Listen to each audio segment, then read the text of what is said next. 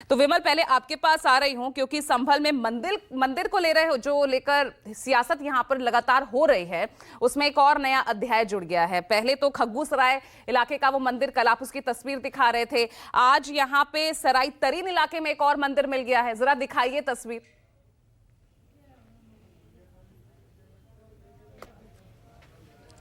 जी बिल्कुल, देखिए जिस मंदिर की बात कर रहे हैं सराय तरीन इलाके की, वो मंदिर बहुत दिनों से वहाँ पर है और क्योंकि उस मंदिर को जो रखरखाव करते हैं उनसे भी हमारी बात हुई। उनका कहना था कि वो अक्सर वहाँ पर आते हैं, ऐसा कुछ नहीं था कि वहाँ पर किसी ने अवैध कब्जा कर लिया हो या फिर रोक हो। और दूसरी तरफ जो ये खग्गू सराय का मंदिर है, यहाँ पर आज भी एक बार फिर से भक्त जो हैं, जो लोग हैं वो पहुंच रहे हैं। और दूसरी तरफ जो पुलिस की सुरक्षा भी मैं दिखाना चाहूँगा कि किस तरीके से यहाँ पर जो प्रशासन है उन्होंने सुरक्षा के इंतजाम किए हुए हैं। बाकायदा 8 जगह पर मंदिर के आसपास जो है वो सीसीटीवी कैमरे इंस्टॉल किए गए हैं। और इसके अलावा दूसरी तस्वीर अगर मैं कहूँ अपने कैमरा पर्सन से, वो दिखाएं कि किस तरीके से यहाँ पर लगातार जो प्रशासन का एक्शन है वो लगातार जारी है। जिस तरीके से एक अभियान छेड़ दिया गया है, चाहे वो बिजली विभाग की तरफ से हो या प्रशासन की तरफ से हो। तो देखिए उसकी तस्वीरें ये हैं कि किस तरीके से जो मीटर लगे हुए थे, मीटर को हटा दिया गया है, तारों को काट दिया गया है। और इसकी वजह यही है कि यहाँ बड़े पैमाने पर जो है वो बिजली चोरी हो रही थी, जिसको लेकर प्रशासन ने अब ये सख्त रवैया अपनाया है। लेकिन सवाल इसको लेकर भी खड़े हो रहे हैं कि आखिर ये सब जो मुहिम है ये 24 तारीख के बाद ही क्यों शुरू हुई?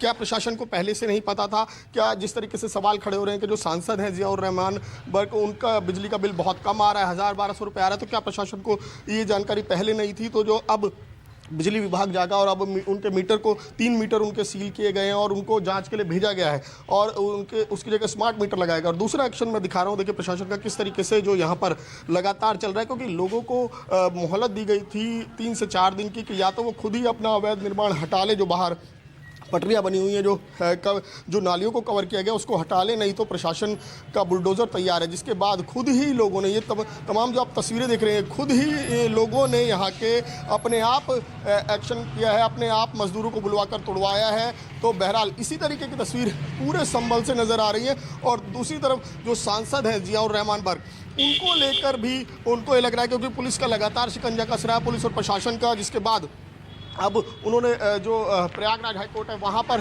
जो ये एप्लीकेशन लगाई है कि जो उनके खिलाफ एफआईआर हुई है उसको रद्द किया जाए। क्योंकि जिस तरीके से उनको जो 2 नोटिस दिए गए हैं जो उनके जो घर है उसमें अवैध निर्माण को लेकर, तो उसको लेकर भी लगातार सवाल खड़े हो रहे हैं। और कल जिस तरीके से वहाँ पर तस्वीरें हमने देखी कि बिजली विभाग की टीम पहुंची और भारी पुलिस दल के साथ पहुंची, वहां पर उनके 3 मीटर जो थे उनको सील किया गया और उनको जांच के लिए लैब में भेज दिया गया है। और ये पूरे इलाके को लेकर लगातार जो मुहिम चल रही है कि यहाँ पर बिजली चोरी बड़े पैमाने पर हो रही थी, अवैध कब्जा बड़े पैमाने पर था।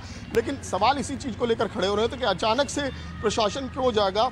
24 तारीख की जिस तरीके से हिंसा हुई उसके बाद, क्योंकि जो तस्वीरें हमने देखी कि किसी मस्जिद पर बाकायदा सब स्टेशन लगाकर बिजली आसपास के घरों में भी सप्लाई की जा रही थी। तो ये सब क्या प्रशासन को पहले से जानकारी नहीं थी? पहले क्यों सोते रहे? पहले क्यों एक्शन नहीं हुआ? तो इनको लेकर भी लोग सवाल खड़े हो रहे हैं कि अब ये तमाम चीज़ें करने का जो कवायद की जा रही है, अगर पहले से होता तो ऐसी नौबत ही नहीं आती। जी ठीक है। तो